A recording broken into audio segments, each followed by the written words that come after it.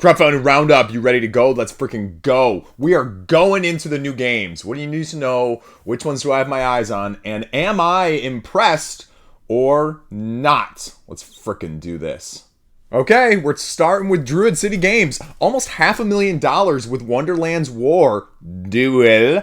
But it's also, don't be misled by the title, giving you new factions for the original Wonderland's War. This is the expansion that I wanted for Wonderland's War. I was not tempted by the previous stuff. I am tempted, although, you know me, I'm not a big area control person, but Wonderland's War is sitting right there off camera. I just haven't been able to put it on the trade list and bite that bullet. But 4,000 backers. Let's break this down though a second, because I want to see the details of this. 106 backers are only getting the dual game. Then you have 105 getting just the expansion. Okay, the expansion deluxeified. Now, I don't need everything deluxeified because I only did the chips. Dual deluxeified has twice the number of the retail, and we'll talk about what the deluxeifications are. Everything new and everything deluxeified.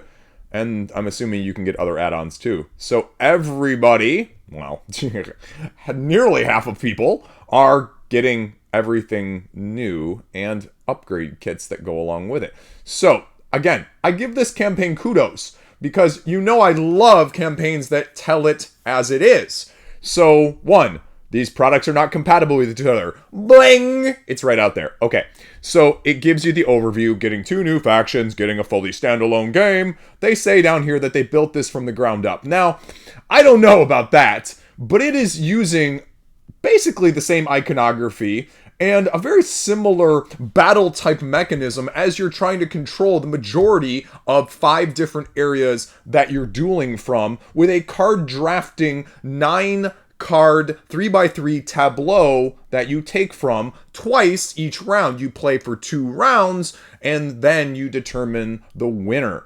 Then the 2 new expansions are offering you 2 new mechanics here for the White Queen and the Caterpillar, but that's not actually the most intriguing thing, because it gives you other elements that I think are actually more interesting rather than just have 2 factions. And yes, on the first campaign, when this launched initially, there were some balance concerns. So if you're one of those people like me who never got the upgraded sheets, maybe I can get that here too. Anyway, though, what you're getting here is the 60-minute duel or less, like we said. The allegiance, as I mentioned, the 5 different areas. However, if you ever get 13 Madness tokens, similar to the base game of the original, you actually lose the game as well, because you're going to be acquiring those when you pull them from your bag. You actually lose units in the areas in which you're battling. You have differences of the factions. Okay. And then we go back to this. Again, I don't need any more gray plastic. I like the standees, personally speaking. And so I like the original, but I like the deluxe chips. But it makes this conundrum of 2 different boxes as well, which always cheeses me. Anyway, the Caterpillar uses smoke tokens, and you can use them during battles in place of drawing chips. And then you get more modular boards, right? The forge boards replacing the tracks with new ones. Love that. Love that. If they're balanced well. Don't care about solo mode, but this is where the cool stuff is. New allies, new Wonderlandians, right? Variant mode, not as interested. But these 2, although this appears to be a flamingo, I thought there was a flamingo in the base game. Anyway, that's the most intriguing thing for me, personally speaking. And, well, promos in the dual product as well, because you're getting a couple extra allies there, essentially, and you're getting the 4 factions that we mentioned in the first place. So, you know, if this is going to be good, it'll get more. And I actually like this more, mechanically speaking, than their previous dual game of Mad Kala, if that makes sense. But you got to be aware here with the card drafting, the first person who drafts, you do a row or a column, so you get 3 cards. The second person that gets the draft, they get a row and a column, so they are essentially going to get more cards, but then you flip it, you refill it first, and then you do a snake, essentially, draft style of the second person is now first, only getting the 3, and then the first person is going last and getting the row in the column again, so it evens out. You then do all of the actions on these cards. These cards are actually not used. They're just used for the actions on them, which are similar to the ones from Wonderland's War in the first place, with some slight changes as well, as you can see. You're building your bag, you're getting your supporters, you're throwing your supporters in your bag, and then you're drawing and increasing along the track in each of those areas. You also have quests. So that's how you go. Rulebook is right there. Then, as we mentioned, faction boards, standees, Wonderlandian cards, ally cards, White Rabbit cards, Forge cards, Tea Party cards, Tea and Grumpet cards, all the stuff that you know. As I have not looked at this page fully down here, that we're getting a little bit of the split deluxifications, but my guess is probably not if I'm looking at this. So then it tells you how to play. It gives you, again, a brief overview of things, the new sets of allies, the modular forge boards, the faction leaders. Again, cool. Big fan of that. Solo mode, but when you pull this up with the expansion rulebook here, what I'm thinking is some of that is you have rival cards. Now, again, that might not be totally new, but I like it in that sense. Scenarios are the other variant that you can potentially do as well. Does that intrigue you? This is a very highly rated game by a lot of people, right? It doesn't get to Board Game Geek 138 without that. But I just don't know. I just don't know what to do with this. Here's the expansion stuff and the other stuff. I think I got that from the first campaign. Yeah, I was a backer. And Shards expansion, not a huge necessity in my aspect. Premium chips, that's just the original. Don't need a poker depth. There we go. There are the replacement faction boards. So I might have to get those. And, I do have a itching and craving for the better playmats nowadays. So, right, I think this looks better to me personally than Mad Kala, now given options in that way. And these are just dual upgrade kits to just do the same thing. So pre-stretched, surprise unlock, and that's what they did during Mad Kala too. So that's everything. It's going to cost you more, but this is the trend with the IB Studios and the Chip Theories. So I'm not surprised. It's doing well. Chronicles of Crime, Beyond the Doubt. It's the third time around for Lucky Duck. So third time is definitely the charm here as well with 3 new cases. Cooperative, detective, solo-esque, whatever you prefer of the app-driven get your clues and try and figure out the mystery. I feel like this is more like the Sherlock Holmesian version of the card games, if you will, where sometimes you have to have this leap of logic to allow you to get them in sometimes, and it just didn't click well with me. It bounced off me and my wife really hard. We are just not good at this type of thing. And so if this is your thing, this is your thing. Because this is probably the preeminent one of these detective crime-esque games. I mean, right? Look at this. 20 awards! By the way, I'm totally trying to design my own icon for awards now. I didn't hear any of you clamoring for it, but I went for it anyway. And that's what you've got going on. You talk to people, you go around, you try and find clues, you click on stuff. I'm not good at this. This is no interest to me whatsoever. I just am completely pass on it. But apparently, they're going to give you a free cold case altogether. And it's going to be exclusive unless it shows up at their retail. So there you go. All the old stuff as well and the new stuff. So you can check out thoughts and probably not too spoileries. And hey, they're going to Eldritch Horror, Arkham Horror style of things too. That's all I got. I'm leaving that alone before I get myself in trouble. Stretch goals are going to be here. And is this included? Is this just included? Game upgrade? Okay. If that's included, that's relatively impressive, though I did not see the price point. Let's skip back to that for a second. The pledges here, 25 for 1, 49 for 2, and 75 for 3 standalone games. Oh, but you get the stretch goals. Ooh, and you get the... Okay. I'm not a big fan of that, if that's exactly what the image shows, that you're only getting the stretch goals and this with the... Okay, I don't think the standees are necessary whatsoever. That's irritating now that we go down to the stretch goals and see, because I thought these were just included with every pledge, and I was like, oh, that's kind of nice. But no, it's spending at least $100 to get the stretch goals. Man, how do you feel about them apples? Because what's the shipping going to be to US right now? Okay, that's not terrible. Not terrible. Full dossier though, another 22 bucks. So yeah, it's going to be $110 for 3 plus some extras. If you love it, you love it. But I don't know. Do you love it? We're talking about Decko next. Gem Games. 49,000 euros over here on GameFound. And this is the probably slightly closer approximation than the Ace of Spades game earlier this year from Devere to Balatro. This is much closer because you're going to be having jokers that actually do manipulation. You're going to be deck building. You're also going to be burning cards. But this is, interestingly enough, not like Ace of Spades. So if Ace of Spades was a turnoff for you, for whatever reason, we're not getting into that side of things. But I'm going to say maybe from the player count aspect, this is multiplayer competitive. And that begs the question, can you do this successfully? Your Joker cards here, as you saw right here, we'll go back a second. They are colored depending on the phase in which you are yearning and using them. Burn, deal, call, raise, buy, and fold. And so you activate them during those phases, which is something different. However, you're getting extra cards in the form of these sweet cards and other types, as we can see in the rule book here, that you're going to be being able to do. The tricky part, and the other thing that I have to point out here, is that you have loans that you may have to or may need to take depending on how you structure your game. The other aspect is that this is differing because you reveal your cards, and this is the amount of money you get based off of this rule book, based on the hand that you have.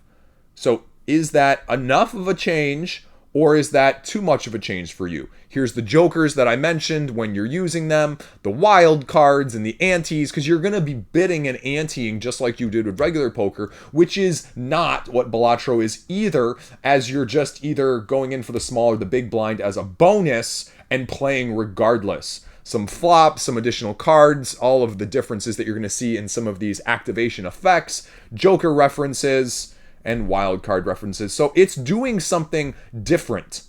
Is it different enough for you, or is it too far away? Because I could see this also being not appealing from a mechanical aspect if you like the original, or at least the facsimile that this is mimicking, if you will. But if you're wondering about the design element, this is the pedigree.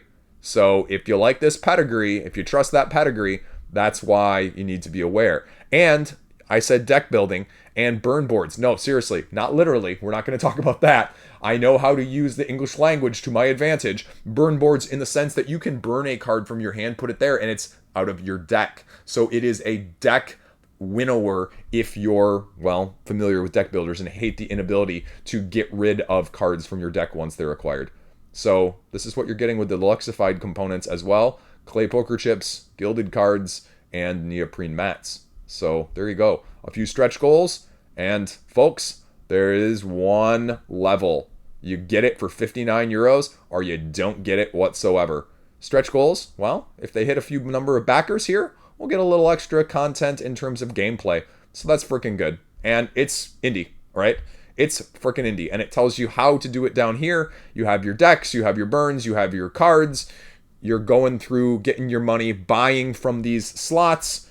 And the rule book, as I mentioned, is there. And if you really are hesitant on this, go try it on Tabletop Simulator. It's going to be expensive, but I'm not going to guarantee that you're going to get this one elsewhere. So this was on my wish list, actually, the video that I've never edited or aired yet at this point that I was going to do at the end of September, which is now towards the end of October, which will probably now be November. So take that for what you will, but that's Decko. I always take crap for this when I talk about games that I'm not familiar with, but there was this little debate on Board Game Geek, like, this idiot right here, me, shouldn't be talking about games that he is not completely and utterly familiar with in the first place. At the same time, you know what? I'm not a master of all games. And I am not familiar with these two, but I think it's always an interesting discussion of how do the games that you're not interested in or the games that you aren't as familiar with actually intrigue you and catch your eye. And so this is Whirly Games, coming back with reprints of Molly House and John Company. John Company, I don't think has been as sought after recently, but Molly House was the hotness and the hype earlier this year, and so it doesn't really surprise me. But like a lot of the leaders, the Whirlies are very similar in this is either your thing or stay away with the 10-foot pole. So again, here's you're getting the John Company, and it gives you everything else that you need to know. It's a heavy game. It's a very cutthroat game. It's best East Indian exploration and cutthroat at the highest player counts. And you collectively have to steer the organization or all collectively fail. Molly House right here. Molly's seeking community and avoiding the bobbies. Yeah, I said that right. And if you somehow want to pay for unique metal coins and deluxe metal pawns, holy F-balls Batman. You can pay, holy freaking crap, I thought it was $99 to $199. It is $139 more for metal. Wow, you better love you some Molly House in that way. I'm leaving that alone. Actually, okay, I was wrong. 6 players with the East Indian Company of John Company. Negotiation, economic, and heavy take that. And again, I mean that in an economic sense in terms of the sandbox nature of it in the first place. And you can do a bunch of challenges and scenarios. Boom. Again, other people smarter than me will tell you about it, and that's where I'd recommend you go check it out. I can't give this a 2-minute, 5-minute brief overview. I'm sure this how to play video is like 47 minutes. It's probably like 15. But there you go. 1 to 2 hours, 1 to 5 players for Molly House, and it's a meta sort of dynamic bluffing game, because not only can you get arrested and get hurt by the AI bobbies, if you will, the deck of the game itself, but you can actually turncoat and snitch and, well, hidden traitor, if you will, because it doesn't require you to become an informer, but you don't know who may or may not. So it's one of those. And again, leave the rules there. One of these people is going to be your person, so you can click on all 3 of these and get the link, although as I'm looking at it, it looks like it all links to the NPR article. So take that for what you will. But again, smarter people than me have shown you that it can be freaking good if, and only if, it's in the right hands of responsibility. And here's plenty of other stuff telling you the same thing. So there you go. Cole Worley, killing it, and there's a reason. And 2 of the next 3, I am slightly familiar with the images at least, because Facebook was throwing them in my face for months on end, and are also probably because they're associated with Launch Boom and everything else that goes along with that. But Lord of Loot is the next one, which reminds me of a slightly more complicated version of Chronicles of Evil, if you will. And I don't say that as a, detriment. I say that just as it is what it is. You're moving across to the land, taking 4 actions depending on the space you're trying to get across, collecting resources, collecting items to upgrade, dealing with the quests that the boss spawns, monsters that are in your way, before finally being able to hopefully dispatch the end boss in order to win the game.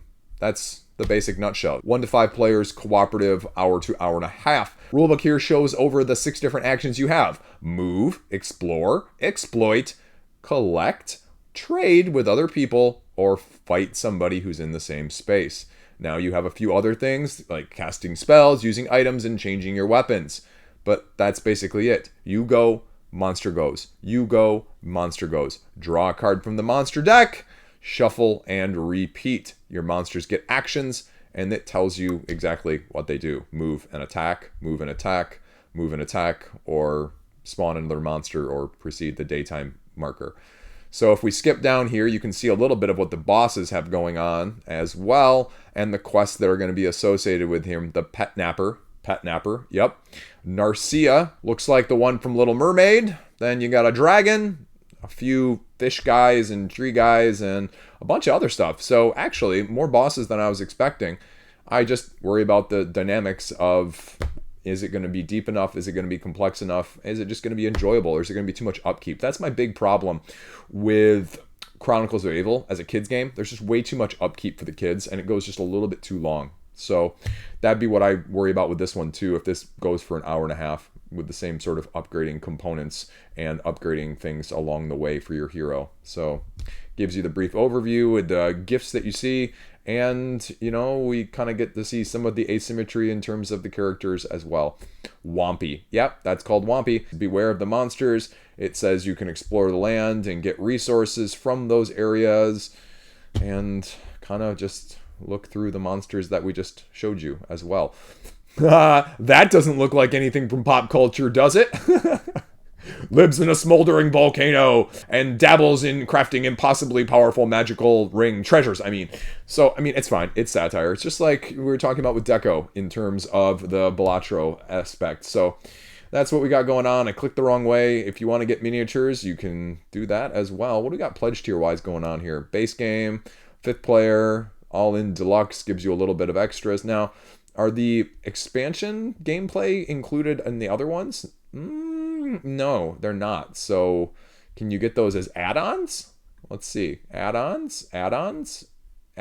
No, you can't get them as add-ons either. So that's kind of irritating if that's true. If you're losing those 2 end bosses and an expansion to tweak the difficulty, make it easier, if you don't buy the all-in pledge, all-in deluxe pledge, it's not a bad price for an all-in, but there you go. But let's speak about this for a second, because this is a semantics thing. This is a naming thing. You know how I feel about this on this channel. Praise and reviews. This game is beautiful. That's fine. Not getting mad at that. Don't care about that right now. Okay, you called this reviews. Okay, preview, paid preview, paid preview, paid preview, paid preview, paid preview. I can't read German. And paid Kickstarter, it says right there in the title. That's a paid preview. That is something, I guess. Preview, crowdfunding, preview, and presentation, and I think some of this is a playthrough now, and unboxing and impression there. But that's not reviews. That's not reviews, because again, but it's a little bit disingenuous because what a preview is, and this is why there's this whole debate online about paid reviews versus paid previews. It's because people sometimes get it in their heads that they can't separate out the two. So that's Lord of Loot. Let's talk about the other Launch Boom one, though, and the Crimson Queen.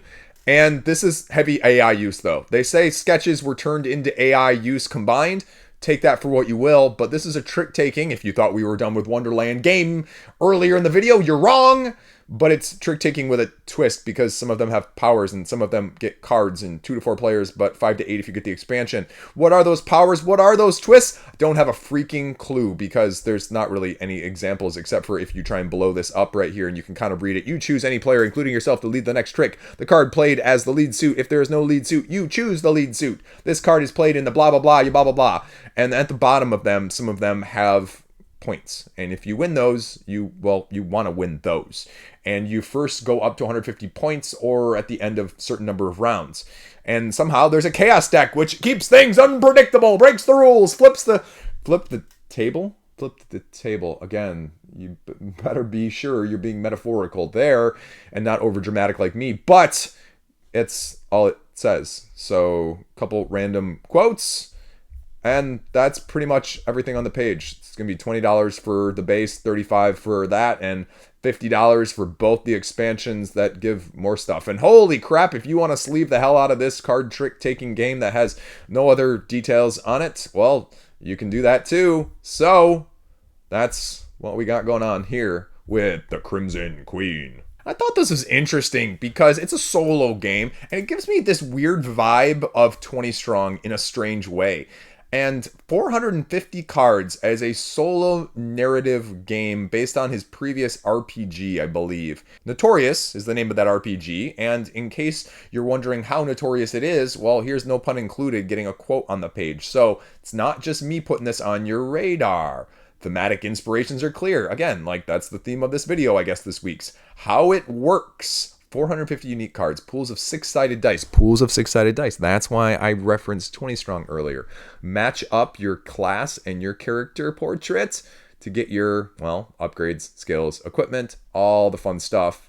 And you go around 18 bounties to potentially take on as a series of cards that are unique as you track your targets down, going through mini deck themed events and beats as you go through the different types of encounter cards that are illustrated by the color in the first place. Tests, narrative questions. Narrative questions. Maybe not too much like 20 Strong then, but you'll get some pickups along the way, assets and allies, and, even some enemies. But that's what it's got going on. And, right? It's 40 euros. 37 euros if you're looking at it this time. So it's going to retail for higher. So that's expensive for a solo game, but 450 cards is 450 cards. So I'm not really surprised by it either. Would you pay $15 for the button shy stuff, which is what, like 20 something? So paying slightly more than double that for 450? Give it a look. And that's Tranquility of the Ascent, which, as a person who's never played the previous Tranquility editions, this one's super intriguing to me. It's actually on my wish list. So Wayfarer Games, again, are giving us dive, depth, delving.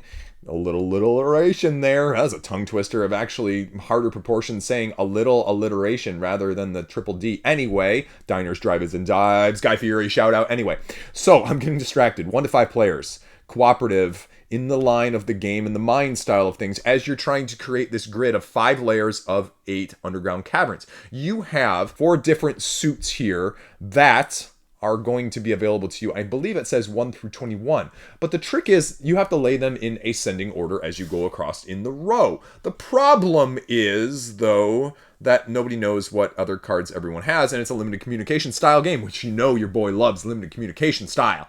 But the other twist that goes along with this is you not only have to play a card down in ascending order, however, you actually have to play the element on the flip side, the back side of the card, down first in order to play a similarly matching element there. So if it's a fire one, for example, you have to have the backside of the fire card down. But if you use that card there, it can never be used again. So you have the adaptability of any of those numbers to be able to use to any space on the backside, but then you can't use it for the numerical side later, as it shows you right here. I probably just should have scrolled down so you could have seen that first and foremost. There are the 2 actions that I mentioned, and you're going to get special cards, though. Descents, Wilds, and Wilds.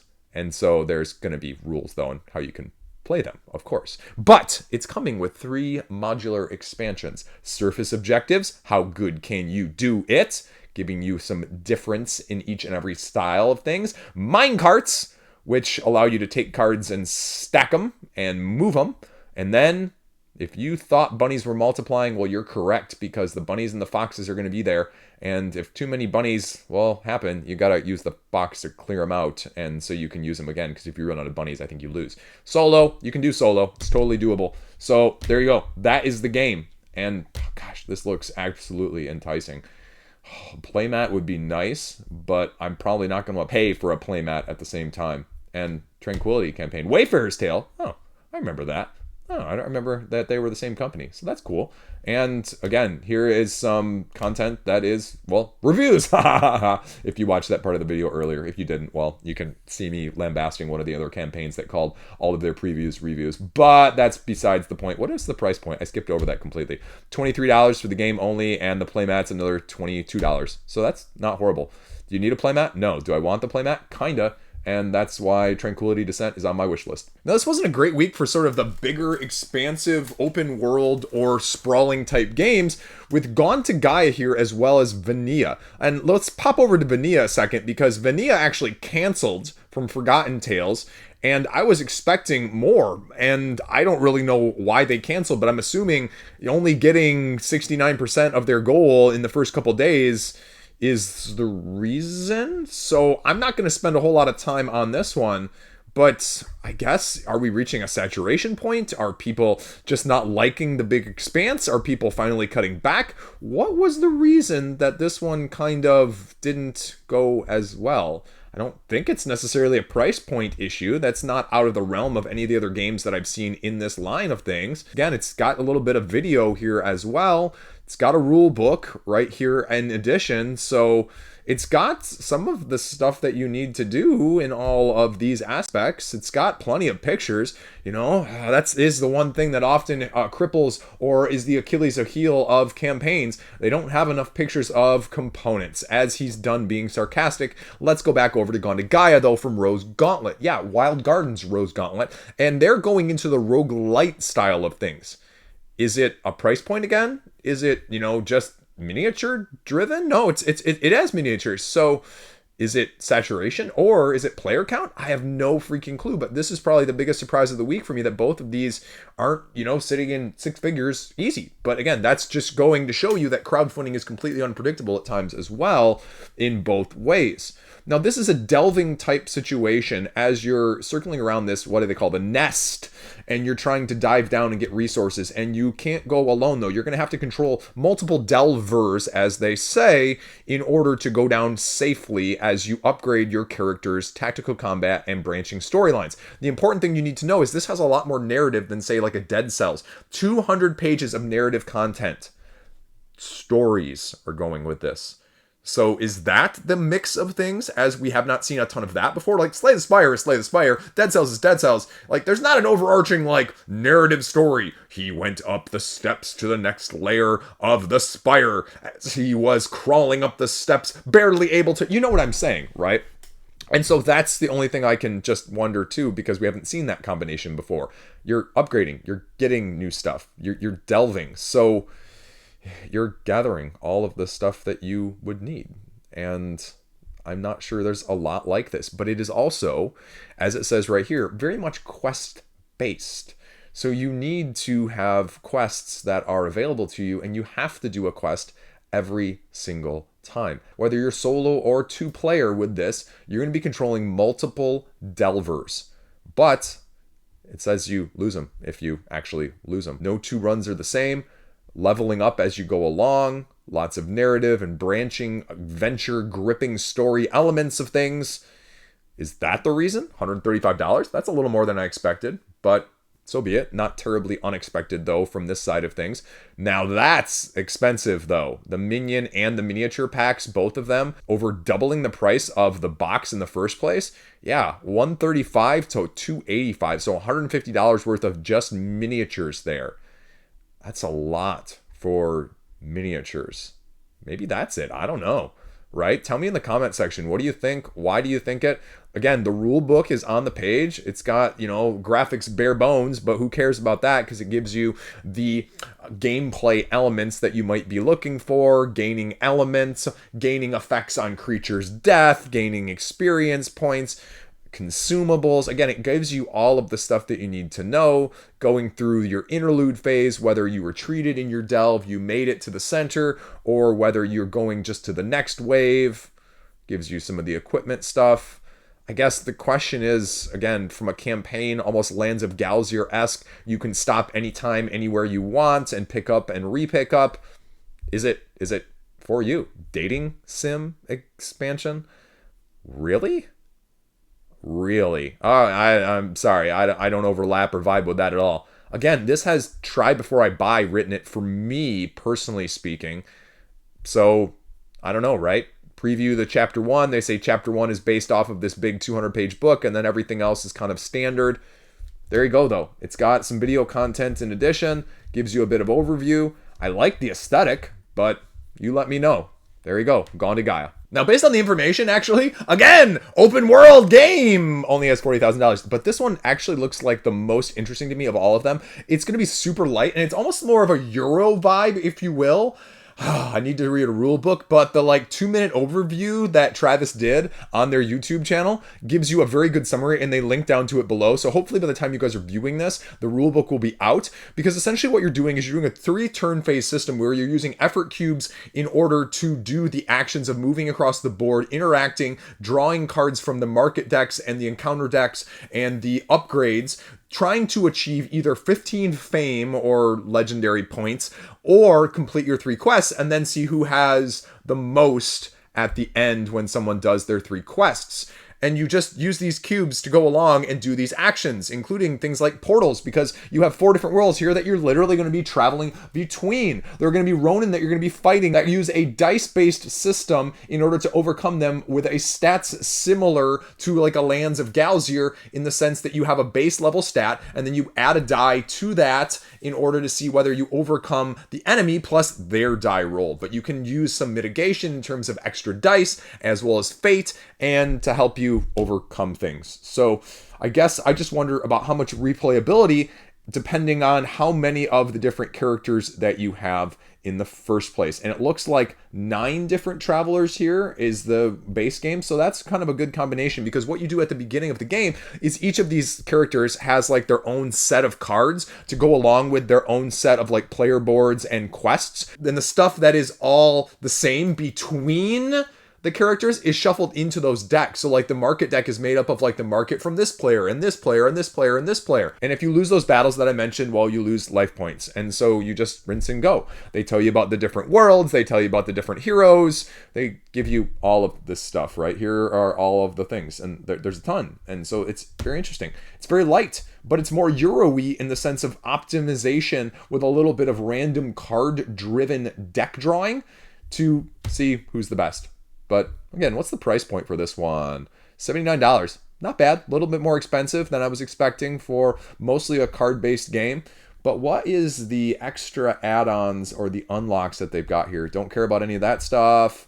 Don't care about any of that stuff. Where were the unlocks? Is it all the way upside? Yeah, daily milestones. I completely passed it by here. So they're doing the Aeon's End style thing where you're getting a little bit of extras here. Nothing that's going to make it or break it, but just a little bit of, you backed us on crowdfunding. Here you go. We'll see what we got there going on. So I actually like this one. I'm going to probably put this one on my wish list now. Kavango, it's Arca Nova, only in a card form. Just teasing. But it definitely has that vibe as a lighter card-driven aspect. Build your zoo, aquarium, whatever you want to call it, in terms of your animal reserve. Now, this is their second campaign. The interesting part about this that I just got to point out as a side note is they were actually supposed to originally launch over on GamePound. And for some reason, I don't know, like a month, 2 months, 3 months, whatever it was before this campaign launched, they decided to come back over to Kickstarter. So take that for what you will. I have no idea. I'd be curious to know the reason why. But it's a tableau builder, essentially, if you will. And I remember this, and I have had this on my wish list since the first campaign of just I kind of want some interesting, I kind of just want to try it. And I haven't been able to trade for it yet, surprisingly, because I try and trade for a lot of these as well, not just review copies. It's giving you a new ecotourism expansion in the form of building lodges on protection and some solar aspects as well. So I guess, again, I need to just play this one and see what it actually does, because I feel like this would be a better fit for me. As much as I enjoy the idea of Arc Nova, this is kind of what I actually pictured Arc Nova being before it was released. Just like their first campaign, they gave extras, and so they're giving extras here as well. Returning backers are getting something extra in addition. I like the vibe of this one, but it's expensive. It was expensive last time around, and it's expensive this time around. Although, that's actually not as expensive as I was thinking. Am I going to pull the trigger? It's this weird block, right, that we all have in terms of what we're willing to spend money on and what we can't. And this is one of those that I'm just like, I've just never been able to pull the trigger. But I like it, and I think there's enough content out there for the base game that I'm not going to reiterate the tableau building mechanisms that are illustrated with the iconography and the costs on the left-hand side here. So I'll leave that one up to you. And I just wish there was a little bit of a rule book on the page, and that's my only criticism at this point, and we'll leave it at that. Next up, Saurozoic Warriors Arena, $54,000. This is a little bit of like King of Tokyo meets like a skirmish style vibe with a little bit of the other one from Nerd Lab Games as well that I'm completely blanking on the name of.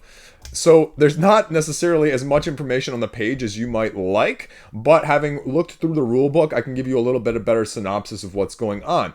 This is a roll to do action card game as a last one standing style.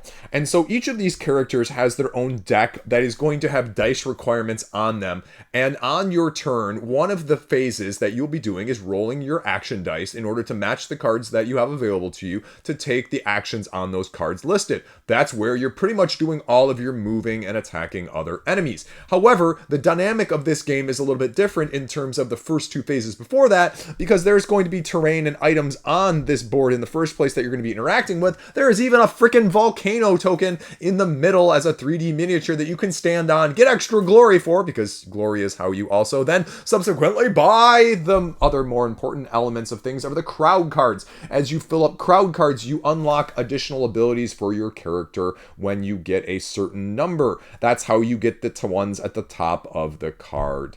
And you have to buy the crowd cards, which also have, I believe, events and things that will be triggered when you do. including causing the volcano to freaking erupt. And so if you're standing on it, not only do you get more glory, but you're probably going to get lava dumped on you, and it's going to hurt you in addition. So as I mentioned, that's everything that I just talked about.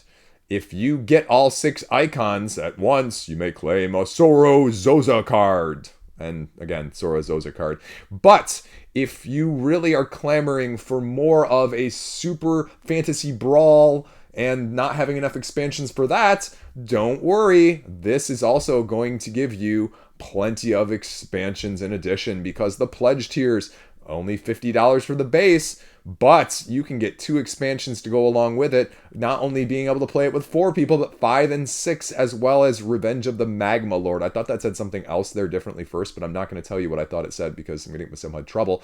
All in deluxe, and you can deluxify. That's the volcano right there that I was mentioning. And bonus gladiator in addition if you get the all-in as well, I think. So bonus gladiator is actually included in this one too if you were paying attention. But deluxe and 3D prints and enamel, freaking awesome here. But the Magma Lord, so Magma Lord's Revenge of the Magma Lords, I don't know, we're going with it. But that's all of the other stuff that you can get as well, and a few preview videos down here if you like the paid stuff as usual. However, the little side note I have to put in here at the end of the game, reading through the rulebook, is that you go until the last one is standing, or the volcano erupts enough. So, like, the volcano erupts certain many number of times based on that crowd event deck that gets pulled randomly. But if no one wins after that last crowd eruption card happens, everybody gets one more turn. But then it's just game over. Everybody loses. Actually, the lava just spews forth and everyone dies and no one wins. How would you feel about that as a last note of whether or not this game is for you? I actually came across this one a couple weeks ago, even prior to the launch here from Bifrost, over on backerkit. When was the last time Liege talked about a game on backerkit, right? Why did I refer myself as Liege there? Chris. Or even just Idiot. I prefer the latter too. Crown, the Succession War. A little bit more of an area control, point allocation, movement style game with some significant hand management, with cards are going to be your main mechanism of approaching the game in the first place, with some asymmetric and freely allocated factions that are going to be available to you with their, straight up at the top, unique mechanism of card unlocking. And when skill cards get unlocked, the values increase based on your path chosen. Kind of a neat element there, and there's going to be multiple ways to win. Prowess is going to be the way you're winning, but you can do that in multiple ways by either conquering, winning, or completing quests. So it gives you the option to be potentially head-to-head or have less of it as well. So you have chapters that affects the game as well as going forward and later on. A few videos here. And I don't know if there's a rule book on this page. That's the biggest criticism right now that I have. And in case you were wondering, let's go back up to the top here. I had to actually do the math over on Google because I had no clue how much the Hong Kong dollar was compared to US dollars. And so they are almost funded, and this is about a $28,000 funding goal. So for a Hong Kong-based company to get, whoops, didn't mean to click on that. $28,000, that's pretty freaking amazing. So let's see what we're doing though as the actions, right? You get one main action and then a bunch of fast actions. So your main actions that are going to be available to you: move around, play one of your said aforementioned cards, upgrade those cards and their abilities, or the special actions that are going to be available in the middle of the game as well with the story tiles, the items, or getting the prowess that I mentioned.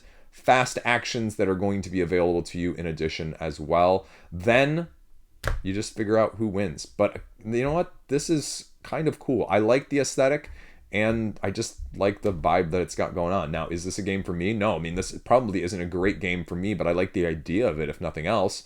Okay, not like we were seeing with a couple other campaigns, player count expansion, but an actual giving you 2 different options to play with. And again, just kind of a cool vibe, but it's expensive for what it is. $89, that seems to be another theme of the week, and $129 for the deluxeifications, which, to be honest with you, I mean, I like the idea of those, but I think base game alone would be good for me. And, ooh, that's an expensive expansion, though. Okay, there you go. And, well, if you didn't know it was funded over on backerkit, well, give them a look. Tabletop Tycoon has a new Trailblazer game, the Colorado Trail, $23,000. You want to know how to play it? Well, you're going to have to check out the other Trailblazers and see, because it's giving you more of the Euro management resource style of card-driven gameplay that the previous ones did.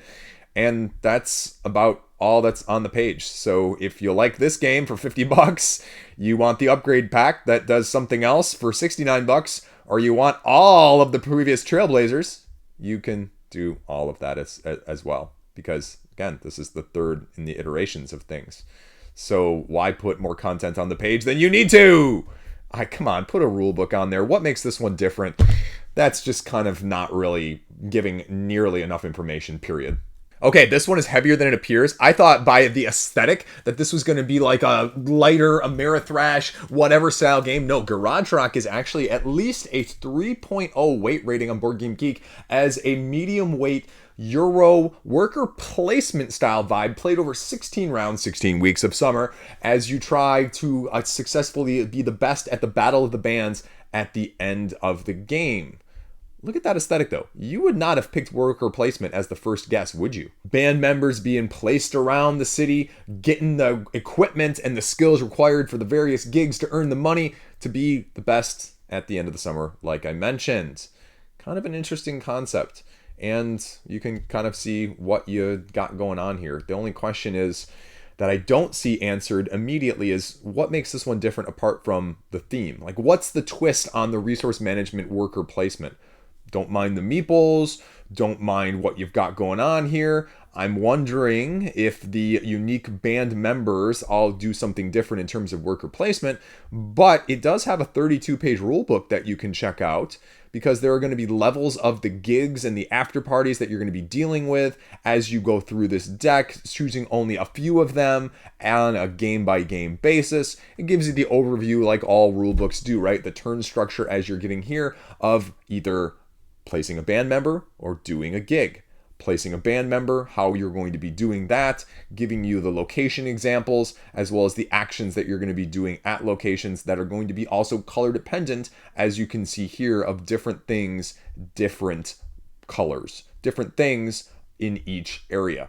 I'm going to leave it at that before I get myself in trouble here, but if you want some paid content, they've got a couple playthroughs there in addition, and it says exclusives won't be hitting retail. I thought that was maybe something to click on, but it clearly wasn't. First player lanyard, nope.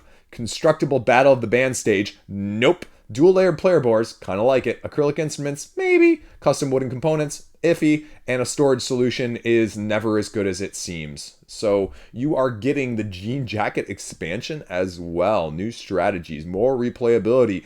Another game that gives you more strategies from the get-go. I'm guessing it probably has enough in the base game, except if you're fearing, and that's sort of the FOMO that goes along with this. So $119 gets you that, plus the big old stand and the playmat in addition. So $79 is the deluxe edition base game in the first place. It's about what I'd expect for a medium weight deluxified Euro on crowdfunding. So Mariposa, putting something out there for you to give a look at. Chronofiends, I like the idea of this one, and I'm a sucker for time looping games, so this one caught my eye as well from a cooperative sense, because time is your resource, and you go into every single room trying to either unlock it or deal with the challenge that is there, potentially a monster, but you have to use a certain amount of time as you're going down, but each character is going to be asymmetric in how they're going to manipulate the rules and break them in the first place. The synergies, essentially, is what you're trying to discover, repeat, and deal with as you have 6 different missions in terms of orchestrating all of the aspects that you need to in, well, dealing with the temporal puzzles that you were presented with in the first place. So I really like the idea of this one. I'm not, consequently, as big a fan of the aesthetic, but it's also one of those that I just go, screw the aesthetic. I like what the gameplay is offering me from Space Mole Games. And a little bit of extra there with another player and an upgraded deck or a 5th player. Nope, don't need a 5th player, but I like the idea of this one very, very much so. Ooh, another expansion too? Oh man. So, skill boards, new room tiles, shuffle them up and rinse and repeat as you're going along and set them up differently each time. That's that track that you are recording your loss of time with, as well as dealing with the boosts that you may acquire along the way to enhance your character and their skills as you, well, try and get through these rooms with increasing difficulty potentially. So there's the bad guys. Escape the loop somehow by getting the items you need, assembling them, and all getting back to the same room in the same time loop. Oh, there's the rulebook. Awesome.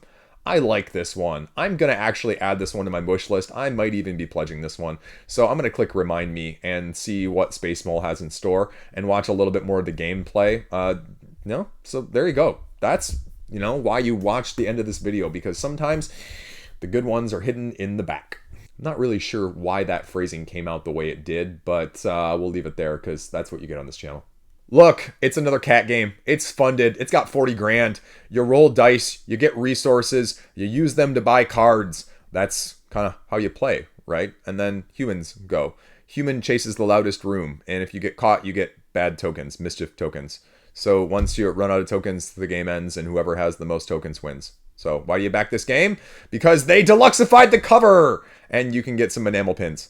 It's another cat game. I'm going to leave it there, but it's got 40 grand. So if you're a big fan of cats, like I know you are, a ton of on this channel, and you're not watching this part of the video, all three of you people, there you go. That's it. That's the roundup this week. Holy crap. Tomorrow's video, we're talking Joyride Full Throttle, and later in the week, either Wednesday or Thursday, we will have a video telling you about the currently funding and finishing Hellbringers campaign with their new expansion. I will have some direct thoughts on that. And news video on the day that those two don't go live.